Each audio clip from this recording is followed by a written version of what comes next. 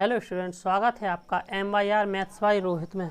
जहां आज अपन पढ़ते हैं बहुत ही इम्पोर्टेंट प्रमेय जिसको हम थेल्स प्रमेय के नाम से जानते हैं। तो जो बहुत ही इजी प्रमेय है, लेकिन बच्चों को पढ़ने में बहुत ही कठिनाई होती है और बच्चे इसको समझते हैं कि बहुत ही कठिन प्रमेय है। तो आज अपन पढ़ेंगे बहुत ही आसान तरीके से और आशा करते हैं आप सभी लोग इसको सीख पाएंगे, है ना। तो ये बहुत इम्पोर्टेंट प्रमेय भी है। यह प्रमेय बहुत ही इम्पोर्टेंट है, इसको हम चाहें तो ट्रिपल स्टार भी लगा सकते हैं ना। इसकी संभावना बहुत रहती है परीक्षा में आने की। तो इस देखो ये जो प्रमेय है इसके प्रश्न 2 या 3 प्रकार से बनते हैं। तो अधिकतर ये प्रमेय है और जो इसका जो प्रश्न बनता है तो अधिकतर इसी नाम से बनता है कि थेल्स प्रमेय क्या है, इसका कथन लिखिए और सिद्ध कीजिए, है ना। तो यदि क्वेश्चन ऐसे आता है कि थेल्स प्रमेय का कथन लिखिए और सिद्ध कीजिए, तो उस स्थिति में आपको थेल्स प्रमेय का कथन लिखना भी पड़ेगा और उसको सिद्ध करना पड़ेगा। या फिर डायरेक्ट ऐसे लिखा आता है कि आपको स्टेटमेंट लिखा आता है। इस स्टेटमेंट मतलब कथन को ही स्टेटमेंट बोलते हैं, है ना। ये स्टेटमेंट यदि आपको लिखा आता है तो फिर कोई परेशानी नहीं, दिक्कत नहीं, आप डायरेक्ट उसको हल कर सकते हो, है ना, सॉल्व कर सकते हो। लेकिन यदि ऐसा प्रश्न आता है कि थेल्स प्रमेय का कथन लिखिए और सिद्ध कीजिए, तो उस स्थिति में आपको इसको याद करना पड़ेगा। और हम सोचते हैं इसको याद नहीं, आपको समझना पड़ेगा, है ना। तो आइए हम इसको समझाते हैं और आपको 1 मिनट में ये याद भी हो जाएगी। रटना नहीं, इसको आपको समझना है ना। तो आइए हम समझते हैं थेल्स प्रमेय जी बोलती क्या है, इसका कथन क्या है। तो देखिए स्टेटमेंट क्या है, कथन या स्टेटमेंट, है। तो क्या है प्रमेय, यदि किसी त्रिभुज में, देखो आपको चित्र को देखते हुए समझते जाना, आपको बहुत ही आसानी से ये प्रमेय पूरी याद हो जाएगी। यदि आप किताबी भाषा में याद करने की कोशिश करोगे तो किताब में जो NCERT ने भाषा लिख के दी है इस प्रमेय की, बड़ी क्लिष्ट भाषा है, वो बड़ी कठिन भाषा में लिख के दिया है। तो उसको थोड़ा सा याद करने में परेशानी होती है। तो हम बिल्कुल इसको सरल शब्दों में याद करेंगे चित्र के द्वारा, है ना। तो प्रमेय क्या है, यदि किसी त्रिभुज में, यदि किसी त्रिभुज में, अपन एक त्रिभुज बना लेते हैं। यदि किसी त्रिभुज में, जी हो गया हमारा त्रिभुज ABC, यदि किसी त्रिभुज में एक भुजा के समांतर, आप इनमें से 3 भुजाएं दिख रही हैं, आप इन 3 भुजाओं में से किसी भी भुजा के समांतर कर सकते हो। लेकिन अपन ज़्यादातर जो नीचे वाली भुजा होती है इसी से सवाल को हल करते हैं। नहीं कर, आप किसी भी भुजा के समांतर एक भुजा बना सकते हो, लेकिन नीचे वाली भुजा से बनाने में क्या होती है, थोड़ा सा चित्र भी ठीक लगता है और समझने में भी आसानी होती है। तो हम इसी भुजा के समांतर बना लेंगे। तो क्या है फिर में, यदि किसी त्रिभुज में एक भुजा के समांतर अन्य 2 भुजाओं को भिन्न भिन्न बिंदु पर, इसका जे बिंदु ले लिया, इसका जे बिंदु ले लिया और इनको मिला दिया, है ना। तो क्या है, यदि किसी त्रिभुज में अन्य 2 भुजाओं को भिन्न भिन्न बिंदुओं पर प्रतिच्छेद करने वाली रेखा खींची जाए। देखो याद हो गया, यदि किसी त्रिभुज में एक भुजा के समांतर अन्य 2 भुजाओं को भिन्न भिन्न बिंदुओं पर प्रतिच्छेद करने वाली रेखा खींची जाए, तो प्रमेय क्या कहती है कि ये रेखा इन 2 भुजाओं को समान अनुपात में विभाजित करती है।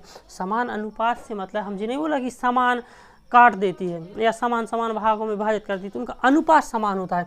मान लीजिए कि ये भुजा 20 थी, ये भुजा 20 थी और इसने जब यहाँ से काटा तो ये हो गई हमारी कितनी, 8 हो गई और ये 12 हो गई। तो अनुपात क्या हुआ, आप काटोगे 4 दूनी 8, 4 तिया 12, क्या अनुपात हो गया, 2:3। अनुपात जी कहलाता है, जी उसकी ओरिजिनल मान है ना, ओरिजिनल मान है और ये क्या है, अनुपात है। ऐसी हम बात करते हैं, यदि मान लो ये भुजा 30 की थी, ये भुजा 30 की थी, है ना। तो ये मान लो 12 की हो गई और ये 15 की हो गई।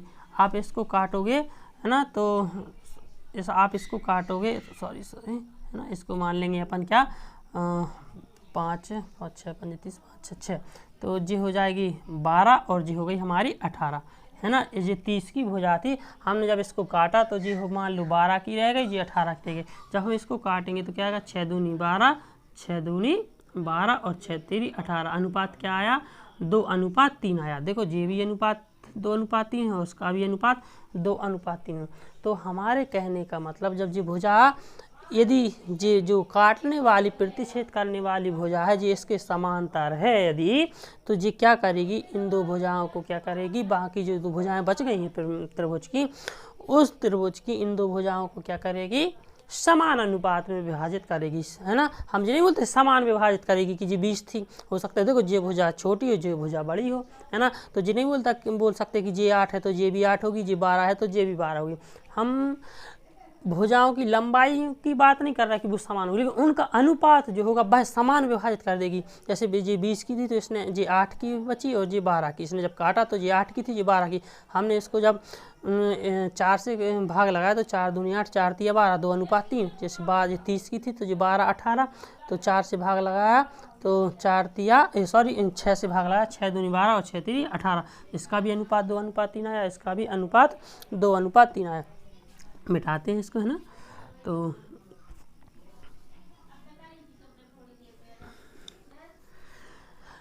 एक बार और फिर मेरे को समझिए, बड़ी ही आसान शब्दों में याद हो जाएगा। आप मेरे साथ चाहो तो दोहरा भी सकते हो। यदि किसी त्रिभुज में एक भुजा के समांतर अन्य दो भुजाओं को भिन्न भिन्न बिंदुओं पर प्रतिच्छेद करने वाली रेखा खींची जाए तो वह इन दो भुजाओं को समान अनुपात में विभाजित करती है। अब हम इसको क्या कुछ भी नाम दे देंगे, ABCD, इसको नाम दे देंगे E, इसको नाम दे देंगे F, है ना। तो E और F हमने इन बिंदुओं को क्या दे दिया, नाम।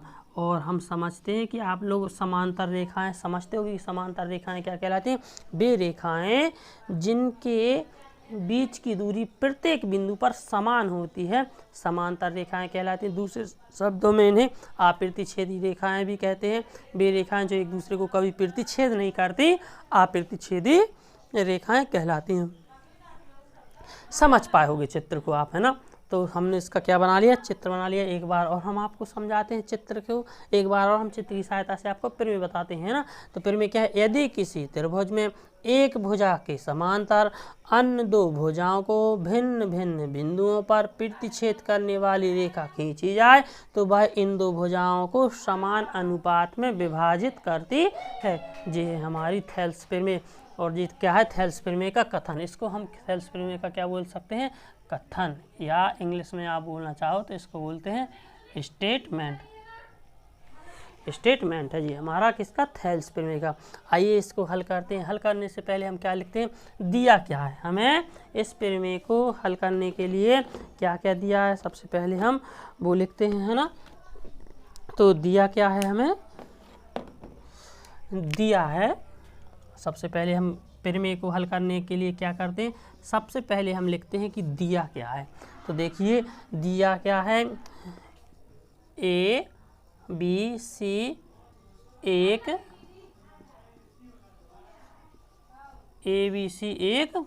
त्रिभुज है, ठीक है, जे दिया है। और क्या दिया गया है, जे भी दिया है कि जो EF है ना, या हम जे बोल सकते हैं E तथा F भुजाओं, है ना, क्रमशः भुजाओं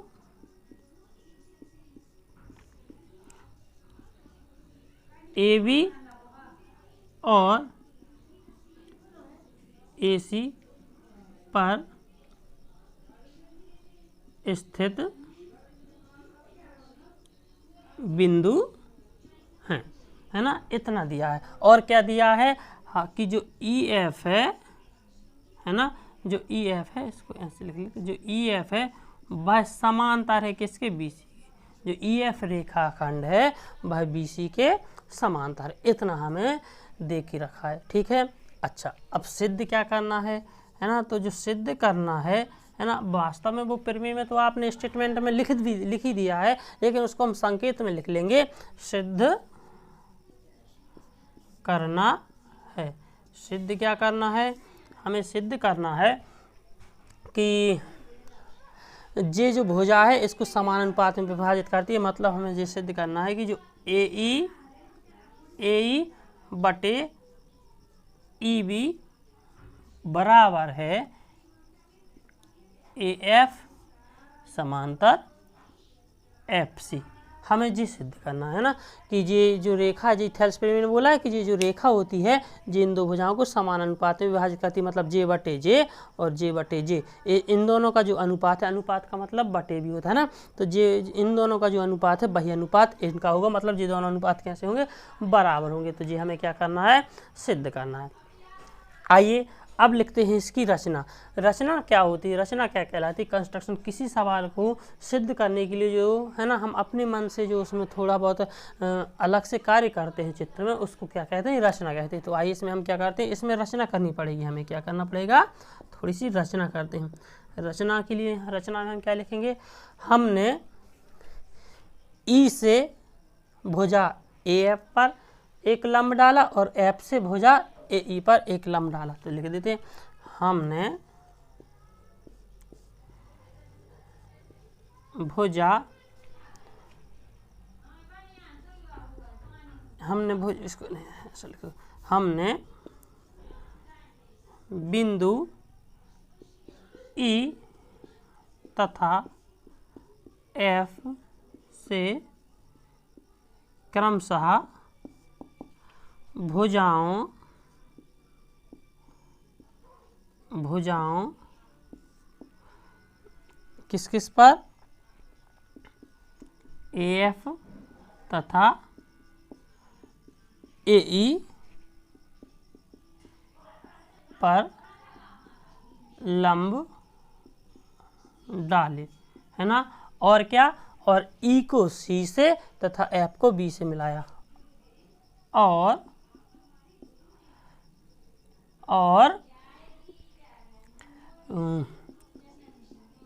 ई को सी से तथा एफ को बी से मिलाया, है ना। तो इतनी हमने क्या की है, रचना की है ना। तो अब हम करते हैं क्या, इसका हल। अब करते हैं हम इसका हल। हल में क्या करना है ना, तो देखिए जो रचना हमने की है उसको हम इकट्ठी एक बार में पूरी रचना नहीं बनाएंगे इसमें, क्योंकि जो पूरी रचना बनाने से चित्र में क्या हो जाएगी, वो हौच पौच ज़्यादा हो जाएगा, है ना। तो उससे आपको फिर प्रश्न चित्र समझने में थोड़ी सी तकलीफ होगी, है ना, तो वो सही से दिखाई नहीं देगा। तो हम एक एक रचना को करते जाते हैं, जो रचना में लिखा है रचना है ना, उसको हम थोड़ी थोड़ी बनाते जाते हैं और उसको समझाते जाते हैं। तो सबसे पहले हमने क्या किया है, ई को एफ से मिलाया, ई को किससे, ई को एफ से, सॉरी ई से हमने भुजा ए सी पर एक लंब डाला है। तो देखिए यहाँ से हम क्या डाल रहे हैं, इस पर एक लंब डाला, चलो लंब डाल दिया। लंब क्या कहलाते हैं, है ना, तो लंब आप समझते हो, लंब क्या करते हैं, जिस भुजा पर पड़ते हैं, लंब क्या कहलाते हैं, जिस भुजा पर पड़ते हैं उस भुजा पर 90 अंश का कोण बनाते हैं ना, शीर्ष लंब, इसको शीर्ष लंब बोला जाता है। क्या बोलते हैं, जिस शीर्ष से निकलते हैं उसकी सम्मुख भुजा पर 90 अंश का कोण बनाते हैं, लंब का जी कार्य होता है ना। तो आप इसको संकेत में चाहो तो लिख सकते थे, कैसा लिख सकते हो कि इनको कुछ भी हम नाम दे दें, जैसे यहाँ से ई से डाला है, चल एम नाम दे देते हैं ना, तो क्या हो गया ई एम, है ना। तो क्या लिख देंगे, ई एम लंब, जो उल्टा टी होता है जो लंब का साइन होता है ना, जो लंब को दर्शाता है कि ई एम लंब है किस पर, ए सी पर, ठीक है। अब आइए इसको हल करते हैं। तो हल में क्या करना है, क्या करते हैं हल में कि पहला हम क्या करें कि त्रिभुज, आपको करना क्या है कि इस लंब की सहायता से इस त्रिभुज का क्षेत्रफल निकाल लें, त्रिभुज ए ई एफ का क्षेत्रफल, त्रिभुज ए ई एफ, त्रिभुज ए ई एफ का क्षेत्रफल, ए ई एफ का क्षेत्रफल क्या होगा, 1/2 आधार गुणा ऊंचाई, क्या होगा क्षेत्रफल, 1/2 आधार गुणा ऊंचाई। तो ये सूत्र कब लगता है, जब आपको सवाल में ऊंचाई दी हो, चित्र में ऊंचाई दी हो, तब आप ये सूत्र लगा सकते हैं त्रिभुज के क्षेत्रफल निकाल। त्रिभुज के क्षेत्रफल निकालने के 2-3 सूत्र होते हैं ना, बहुत सारे सूत्र होते हैं, लेकिन आपको ये सूत्र कब लगाना, जब त्रिभुज की ऊंचाई दी हो। और त्रिभुज की ऊंचाई क्या कहलाती है? त्रिभुज में डला जो लंब डला है वही त्रिभुज की ऊंचाई कहलाती है। तो इस त्रिभुज में कोई लंब क्या है? जी है। तो इस त्रिभुज की आपको सिर्फ कहाँ देखना, अभी नीचे वाले को मत देखना, आप सिर्फ इस त्रिभुज को देखना, त्रिभुज AEF। आपको ऊपर ऊपर वाला त्रिभुज देखना, अभी नीचे वाला बिल्कुल ध्यान नहीं देना है, छोटे वाले को देखना। तो इस त्रिभुज का क्षेत्रफल निकाल रहा है। तो त्रिभुज AEF का क्षेत्रफल 1/2 आधार गुणा ऊंचाई। तो लिख लेते हैं इसको, शॉर्ट में ऐसा भी लिख सकते हैं AR। AR का मतलब होता है एरिया, एरिया का मतलब क्षेत्रफल। तो एरिया ऑफ त्रिभुज किसका? AEF बराबर 1/2 आधार। अब इस चित्र में देखो आधार कौन है, कौन सी भुजा आधार होगी इस त्रिभुज में? AE आधार होगी कि EF आधार होगी कि AF आधार होगी? कौन सी आधार होगी? तो देखिए जिस भुजा पर लंब डलता है वह आधार कहलाती है। जिस भुजा पर लंब डला हो वह भुजा क्या कहलाती? आधार। तो किस भुजा पर लंब डला? AF पर, तो आधार कौन होगी? AF, है ना। तो 1/2 गुणा आधार, आधार क्या है? AF गुणा ऊंचाई, ऊंचाई क्या होगी? जो लंब होती है वही ऊंचाई, जो भुजा लंब होती है वही ऊंचाई। तो लंब क्या है? EM, तो वही हो जाएगी क्या? ऊंचाई EM। समझ पाए? इसको हम क्या दे देंगे? समीकरण 1 नाम देकर यहीं पर छोड़ देंगे, ठीक है। तो जी आपने किस में देखा? त्रिभुज AEF में। अब पुनः फिर से इसी त्रिभुज में देखिए, पुनः त्रिभुज AEF में। आप बोलोगे सर इसी में फिर से क्यों देख रहा है? क्योंकि अभी हमने क्या लिखा है, देखो हमने रचना में क्या लिखा था, हमने E और F दोनों से लंब डाले हैं। तो अभी हमने इससे इस लंब पर इस त्रिभुज का क्षेत्रफल निकालिए। अब इस लंब की सहायता से इस त्रिभुज का क्षेत्रफल निकालते हैं ना। तो क्या लिख देंगे? त्रिभुज AEF का क्षेत्रफल बराबर क्या हो जाएगा? 1/2 गुणा आधार गुणा ऊंचाई। तो क्या हो जाएगा? त्रिभुज एरिया, इसको शॉर्ट में ऐसे लिख सकते हैं, एरिया ऑफ त्रिभुज AEF बराबर 1/2 गुणा, है ना। तो अभी अपन इसी रचना कर ले पहले। तो क्या है रचना? हमने F से भुजा AE पर क्या डाला था? लंब डाला था, है ना। तो ये लंब होगा, है ना। अब आप चाहो तो थोड़ी देर के लिए इसको मिटा भी सकते हो, नहीं तो बना रहे थे ना। तो हमने इसको लंब डाला, इसको नाम दे देते हैं N, नाम दे देते हैं ना। तो FN क्या हो गया? लंब। यहाँ पर लिख लो रचना में क्या है? FN लंब है। किस पर है लंब? AE पर, है ना। तो देखिए क्या हो जाएगा? 1/2 गुणा आधार। अब आधार कौन होगा? अब त्रिभुज, हम इस लंब की सहायता से सवाल को हल कर रहे हैं। किस लंब की सहायता से इस त्रिभुज का क्षेत्रफल निकाला? FN की। तो FN लंब किस पर डला है? AE पर, है ना। तो इसमें आधार कौन होगा? AE गुणा AE क्या है? आधार गुणा ऊंचाई, ऊंचाई क्या है आपकी? FN। इसको हम क्या करेंगे? समीकरण 2 नाम देकर इसको छोड़ देंगे, है ना। अब बात करते हैं हम कहाँ? जी तो हो गया, इतनी बात समझ में आई। समीकरण 1 और 2 नाम देकर छोड़ दिया। अब हम बात करते हैं आगे रचना पे, फिर चलते हैं। रचना में हमने क्या किया था? हमने E को C से और F को B से मिलाया। तो हम आप देखिए E को C से मिला दें, E को C से मिला दो। चलिए पहले इसी को मिलाते हैं, इसको कर लें, फिर B को इससे मिलाएंगे ना। तो E को C से मिला दिया। अब हम क्या करते हैं? इस त्रिभुज का क्षेत्रफल निकालते हैं। किस त्रिभुज का क्षेत्रफल? त्रिभुज EFC। आप बोलोगे सर इसका क्षेत्रफल आप हम कर क्यों ऐसा रहे हैं, ऐसा कर क्यों रहे हैं, क्षेत्रफल क्यों निकाल रहे हैं? तो देखिए हम क्षेत्रफल इसलिए निकाल रहे हैं क्योंकि हमें इस भुजा की आवश्यकता है, क्योंकि हमें जे भुजा बटे जे भुजा लानी है। तो जे भुजा तो हमारे पास AF आ चुकी है, कहीं ना कहीं जे आ चुकी है। अब हमें कौन सी भुजा चाहिए? FC चाहिए। तो FC भुजा को लाने के लिए सवाल में हमें क्या करना पड़ेगा कि जे त्रिभुज लेना पड़ेगा। इसलिए हम जे त्रिभुज ले रहे हैं। इस त्रिभुज का हम क्षेत्रफल निकाल रहे हैं। आप देख पा रहे हो इस त्रिभुज का, है ना। किस का? EFC। तो लिखते हैं त्रिभुज किसमें? EFC में। त्रिभुज EFC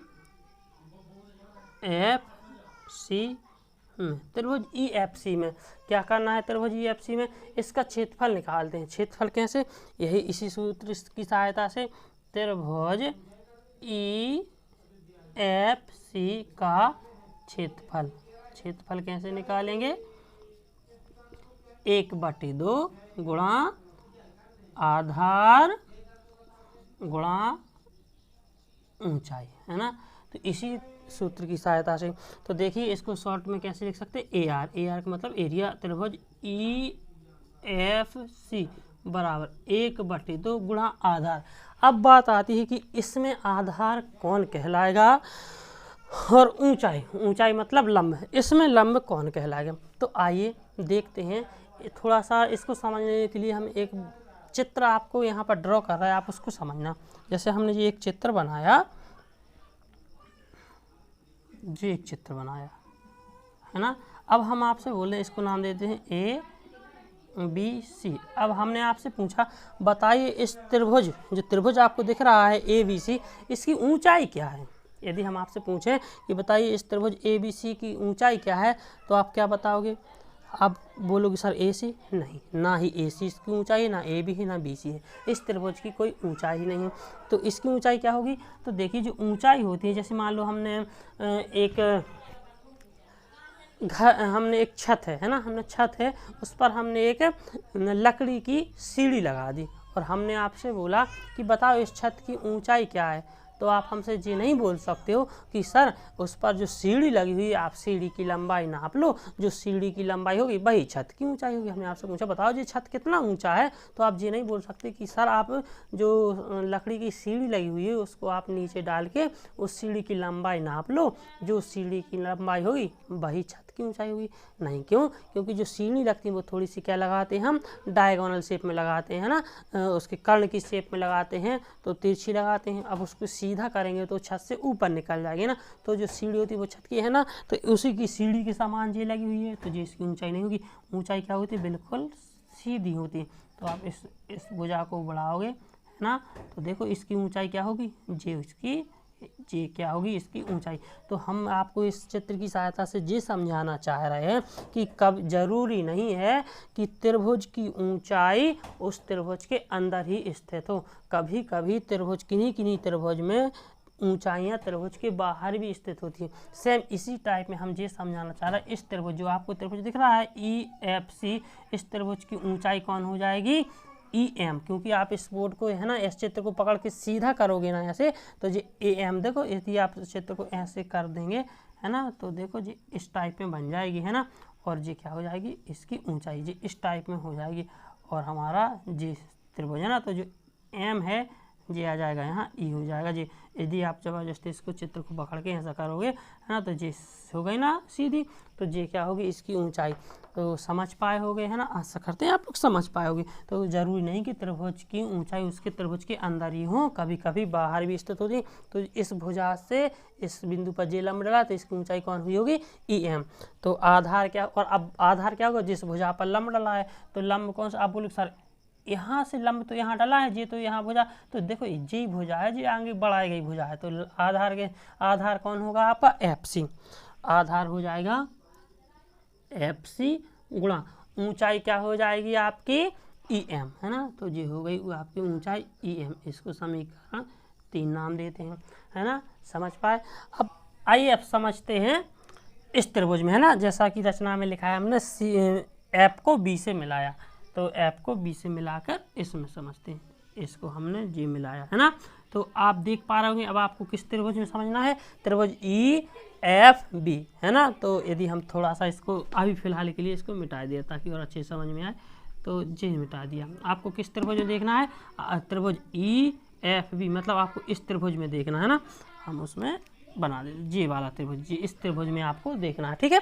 तो क्या है कि त्रिभुज लिख लेते हैं, त्रिभुज EFB में, त्रिभुज EFB में, तो लिख लेते हैं त्रिभुज EFB का क्षेत्रफल, त्रिभुज EFB का क्षेत्रफल।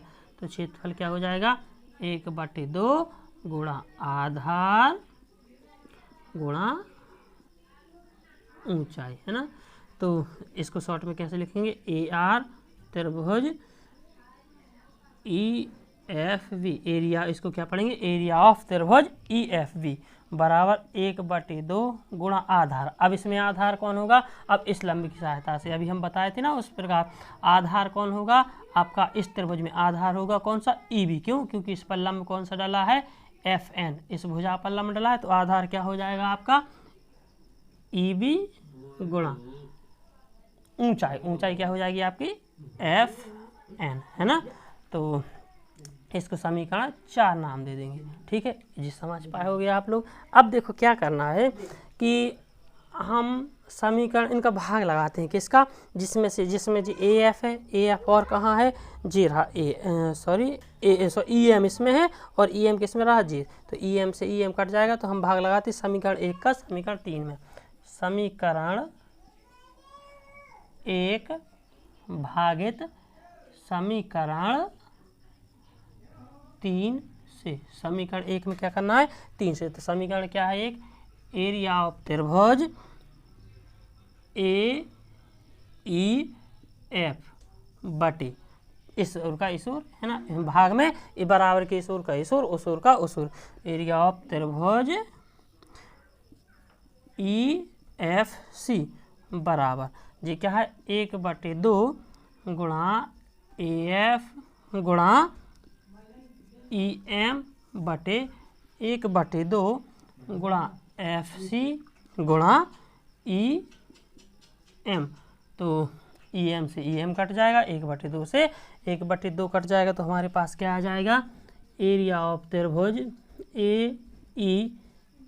AEF बटे एरिया ऑफ त्रिभुज EFC बराबर, यहाँ पर क्या बचा, ऊपर AF और नीचे क्या बचा, FC। इसको समीकरण हम 5 नाम दे देंगे, है ना। इसको क्या किया, समीकरण 5 नाम दे दिया। समझ पाए। अब यहाँ पर देखते हैं, 1 हो गया, हमने 1 का भाग लगाया 3 में। अब लगाते हैं 2 भागित 4 से। समीकरण जी 2 है जी, क्योंकि यहाँ FN है, FN से FN कट जाएगा। तो लगाते हैं समीकरण 2 भागित 4 से। समीकरण 2 भागित 4 से तो क्या है, एरिया ऑफ त्रिभुज AEF बटे एरिया ऑफ त्रिभुज EFB, उसमें इसमें, है ना, बराबर। यहाँ पर क्या है, 1/2 गुणा AE गुणा FN बटे 1/2 गुणा इसका, है ना, EB गुणा FN। तो FN से FN कट जाएगा, 1/2 से 1/2 कट जाएगा तो क्या आ जाएगा, एरिया ऑफ त्रिभुज AEF बटे एरिया ऑफ त्रिभुज EFB बराबर, यहाँ पर क्या बचा, AE और यहाँ पर क्या बचा, EB। इसको हम क्या देते हैं, समीकरण कितने हो गए, 5। इसको समीकरण नाम देते हैं समीकरण 6। तो देखिए समीकरण 5 और 6 से आप क्या देख पा रहा है, AF बटे FC और AE बटे EB। जो हमें चाहिए था AE बटे EB, देखो AE बटे EB और AF बटे FC, ये दोनों तो मिल चुके हैं। लेकिन हमें करना क्या है, इन दोनों को बराबर करना है। इन दोनों को क्या लाना है, बराबर लाना है। तो अब बराबर लाने के लिए आप देखो समीकरण 5 में देखना कि यहाँ पर क्या है, एरिया ऑफ त्रिभुज AEF, ऊपर भी क्या है, एरिया ऑफ त्रिभुज AEF। ऊपर के जो त्रिभुज हैं वो तो समान हैं, त्रिभुज AEF और त्रिभुज AEF, दोनों के त्रिभुज समान हैं तो ऊपर के तो बराबर हैं। अब बात आती है नीचे क्या है, EFC और नीचे यहाँ पर क्या EFB। यहाँ है EFC है ना, यहाँ पर सॉरी EFC क्या है, त्रिभुज EFC। यहाँ कौन सा त्रिभुज, EFC, और यहाँ क्या है, EFB। यदि कैसे भी करके नीचे के दोनों त्रिभुज और समान हो जाएं तो, है ना, ऊपर का बराबर नीचे का बराबर, ऊपर का और नीचे का दोनों का बराबर हो जाएगा। यदि ऊपर नीचे के बराबर हैं, है ना, तो इस साइड के RHS LHS इक्वल हैं तो RHS भी इक्वल हो जाएंगे। इस प्रकार हमारे इस प्रमेय सिद्ध हो जाएगी। तो देखो हमें इन दोनों को बराबर करना है, इन दोनों को। तो देखिए कैसे करते हैं, हम लिख देते हैं एरिया ऑफ त्रिभुज EFC बराबर एरिया ऑफ त्रिभुज EFB। अब बोलोगे सर कैसे जी, कैसे लिखा आपने कि जी दोनों बराबर हो गए। तो देखिए हम आपको कक्षा 9वीं की एक प्रमेय याद दिलाते हैं, उस प्रमेय पर चलते हैं। तो प्रमेय क्या थी कक्षा 9वीं में हमारी? एक प्रमेय थी कि एक ही आधार और एक ही समांतर रेखाओं के बीच बनने वाले त्रिभुजों के क्षेत्रफल बराबर होते हैं।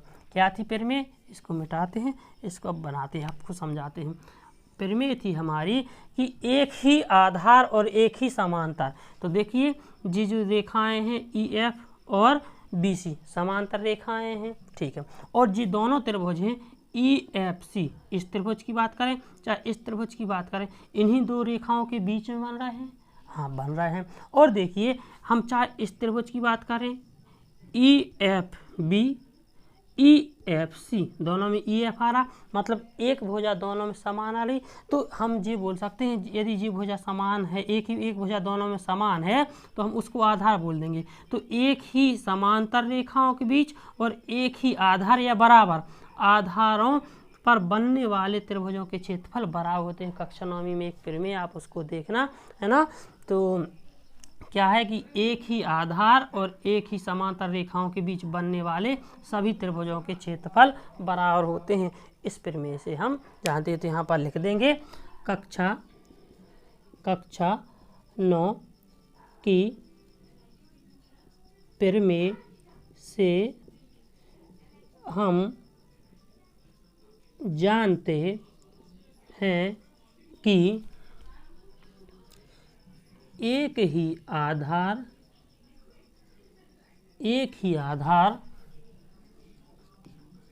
और एक ही समांतर रेखाओं के बीच, या मध्य लिख लो ना, मध्य बनने वाले सभी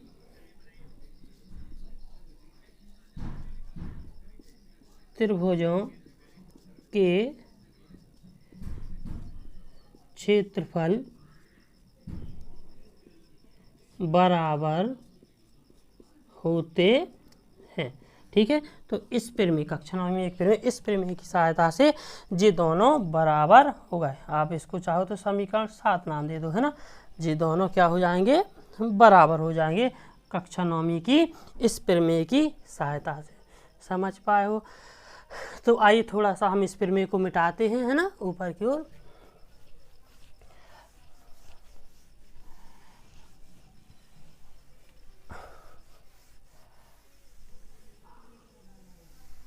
ठीक है, इस यहाँ पर करते हैं ना। तो अब देखिए समीकरण 7 से ये दोनों त्रिभुज क्या हो गए? बराबर हो गए। तो देखिए हम यहाँ पर क्या लिख सकते हैं? यहाँ पर हम लिख सकते हैं कोई से भी एक त्रिभुज में बदल दो, समीकरण 6 या 7 में या किसी में भी, चलो लिख देते। तो समीकरण 6 व 7 से, समीकरण 6 व 7 से क्या करेंगे? एरिया ऑफ त्रिभुज AEF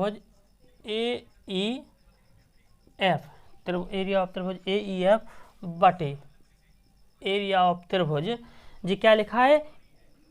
EFV, क्या लिखा है? EFV। तो EFV की जगह हम क्या लिख सकते हैं? EFC। क्यों? क्योंकि EFV और EFB और EFC दोनों क्या है? बराबर हैं। तो हम यहाँ पर क्या लिखा है? EFV लिखा है। EFV की जगह हम क्या लिख सकते हैं? EFC लिख सकते हैं। बराबर में क्या है?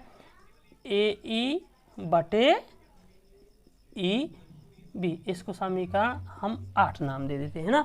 अब आप देखिए यहाँ पर समीकरण, यहाँ पर देखिए किस समीकरण? समीकरण 5 व समीकरण 8 से, समीकरण 5 और 8 में देखो क्या है? AEF बटे EFC, AEF बटे EFC, RHS equal, sorry LHS equal है तो RHS भी इक्वल होंगे। समीकरण 5 व 8 से देखो इन दोनों के LHS इक्वल हैं तो RHS भी इक्वल होंगे। क्या हो जाएगा? AE बटे EB बराबर AF बटे FC, है ना। तो यही हमें सिद्ध करना था। इति सिद्ध हम लिख सकते हो, है ना, इति सिद्धम या प्रूव दैट या हैंस प्रूव। तो समझ पाए होगे जी, हमें देखिए जी हमें सिद्ध करना था, है ना। तो जी हमने क्या कर दिया, सिद्ध कर दिया। आशा है आप लोग समझ पाए होगे।